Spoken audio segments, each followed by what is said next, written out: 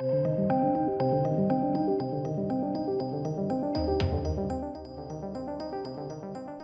welcome ladies and gents. This headline is somewhat misleading, I guess, because we don't actually know. So yes, the title is reminiscent to this headline, but in reality, we're quite unsure about all of this. And this is why, this is one of the pitfalls, should I say, with respect to streaming on a whole, is that you can't trust the figures that they release. Now, House of Dragon is more popular than other shows that are out there at this point in time. So it falling in viewership as per these metrics, I wouldn't say is anything really that bad to go by. I think actually episode 3 saw people really enjoying it. More so the fact that they managed to get Daemon on screen, you know, a Targaryen on screen, and not say a single word, but give the best performance of the entire episode. Matt Smith is stellar in this show, he really is. So I don't think this is anything to be concerned by, but it's an interesting topic nonetheless, because it does delve into, you know, again, like I said, the pitfalls with streaming and relying on them to provide figures. Again, let's just take a look, right?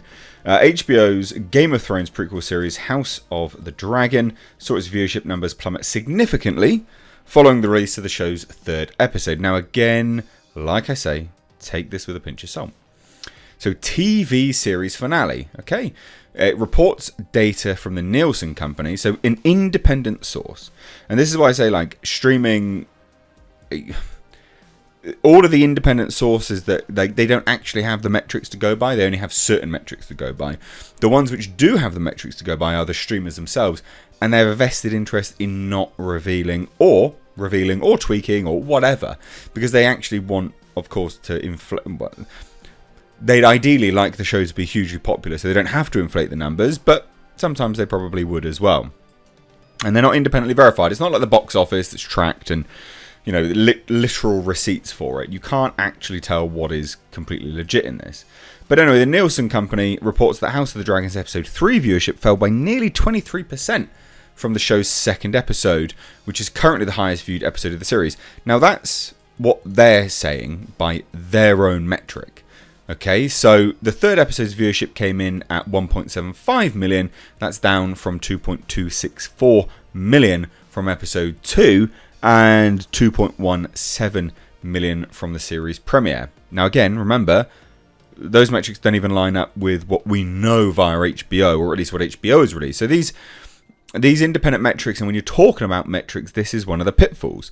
So I did a video where I was discussing, well, you know, Rings of Power is a flop because on a like-for-like comparison, which is important when you're doing a like-for-like comparison to compare the quality of a show which is the same genre, around the same demographic aim, it had less. And loads of people were like, well, no, because X, Y, and Z is quoted, it's got this many viewers. And it's like, yes, okay, but that's direct from, you know, the streamer. And also, there's multiple other facets to sort of take into account. You've got the negative reviews. You've got the fact that Rings of Power, Amazon Prime are blocking all reviews. Weirdly enough, like holding reviews, blocking them. There is no reviews on Amazon Prime for Rings of Power. You think that's odd? I think that's quite odd. So it's just interesting. These are always interesting videos to dive into. Probably best served, actually, for a live stream, I think these things are. Which I will be getting back to streaming soon, don't worry. But anyway, not only was the viewership down significantly, but the demographic rating fell even sharper to 0.37. Episode 2 clocked in at 0.59, and the series premiere had a 0.55 rating. So this is just this metric from Nielsen, anyway. But then we have this, so this is a comparison. So, first season of Superman and Lois on CW. Yeah, I mean, just perspective-wise, Superman and Lois had, you know, same amount of viewers-ish, and then dropped to an average of about 1 million per episode per viewer, and then 0.20 on the rating scale. But again, this is just Nielsen. This is not, this is what we say here, HBO Max subscribers, DVR, and demand viewers. So this is the pitfalls. When you see these kind of headlines, this is more of an educational-based video, I guess you could say. These ratings from Nielsen don't capture the entire picture of House of the Dragon, because it doesn't include HBO Max subscribers, DVR, and on-demand views. So to elucidate this point, Warner Media announced that the show's premiere episode had originally been seen by just shy of 10 million viewers across their linear, on-demand and HBO Max platforms in the United States alone. That number has now allegedly grown to 20 million viewers. That's across everything that they have that they can. Now again, you need to look at a few metrics here to see whether you can trust these numbers or not. Again, a good one, would be the review sort of aggregate websites. What are they saying? How many people are coming in with reviews? Now, not necessarily to judge them, I guess, on their reviews themselves, but the amount of people leaving their reviews would be indicative of obviously the larger percentage that are watching the show. And then you can kind of break it down into what people are actually saying versus the amount that are commenting to like and dislike towards its kind of popularity. If that makes any sense. Hopefully it does. Now, third-party data tracker Samba TV claimed that the House of Dragons premiere was viewed by 2.6 million US households in its first 6 hours on both traditional linear TV and streaming. Now, that's just what Samba TV monitors, and that's just in the US.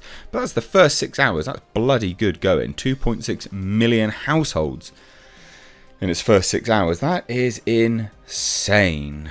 And that became, the most watched premium cable or streaming premiere ever. And then the data company later revealed that the series has been viewed by 4.8 million households in its first few days after release. Samba TV has not released viewership data for the second and third episodes as of this writing, so that's again important. But you can compare Samba TV with Samba TV as a metric, as a comparative. So just for argument's sake, I think it was 1.8 million households that had watched Rings of Power. Again, that's just US households, but as a like-for-like comparison. But again, the pitfalls of it. But this is interesting, right? So Deadline now claims that the third episode brought in over 16 million viewers based on a combination of Nielsen and first-party data. They note that includes an increase of 27% on HBO Max compared to the second episode. So they're saying that that's good, right? So, but again, we simply don't know. But needless to say, trying to get a good grasp on the data is hard to come by, given how much of it is now hidden via the different streaming platforms. Nevertheless, a sharp decline of over 20% on HBO is not a good sign and could mean the show doesn't have legs. I would actually disagree, to be fair. But Deadline obviously has an unsourced claim that the show's HBO Max viewership jumped by 27%. We don't know. I don't see it going downhill. I think a lot of people have seemingly jumped on it, to be fair. And then a lot of people seem to like this. But again, I could be wrong, but I just thought this would be an interesting video. So we don't really know. Has it grown? Has it not? Let me know what you guys think. You guys obviously that work in offices, that, you have your group of friends down, the drinker, the watering hole, wherever you talk to people about these things. What's the topic of conversation? Is it House of Dragon? Is it Rings of Power? What is it? Because that is another metric to go by. Is the general talk of the town one show or another? Let me know. I'd love to hear. Cheers, guys. Take care.